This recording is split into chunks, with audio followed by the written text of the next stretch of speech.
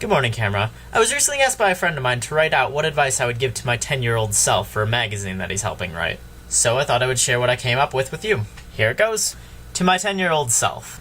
It may be hard to hear this, especially coming from me, but you are one lazy piece of crap. There is so much you can do with yourself from whatever age you are, and it's a grave mistake to be narcotized into believing that you're not able to start your life just because you're not some arbitrary age yet. You will hate yourself so much later for not wanting to stick with gymnastics or overachieve in school just because they were hard and video games were easier. You need to learn to challenge yourself, because no one will do it for you. Your parents have been teaching you to behave this way since you were a child. Break out. You are so gifted in so many areas, but you will so often forget that because of your lackadaisical disposition. Even in the future, when you're writing this, you are having so much trouble motivating yourself and trying to convert your philosophy into one of action. Now, you're not going to realize this for a while, being in your little bubble, but life is hard. You will go through an indescribable amount of pain in the next several years. You can avoid it all, but you won't. You won't be wise enough to deal with it until after it's happened to you, and then it'll be too late.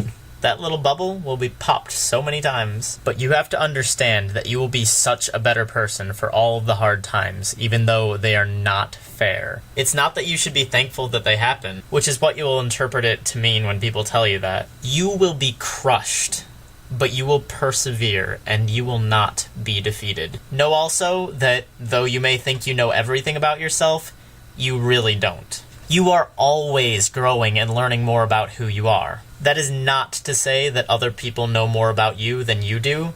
They don't. But you are so much more complex than you can possibly understand at any given time. And of course you'll be growing too. You are always going to look back exactly a year from whatever point you're at in your life and think to yourself, wow, I was a moron back then. This is still true from the time I'm writing this to an extent, but you will recognize when you're my age that growth is a process, and you need to learn to love yourself no matter how stupid you used to be. That is the most important thing you can do.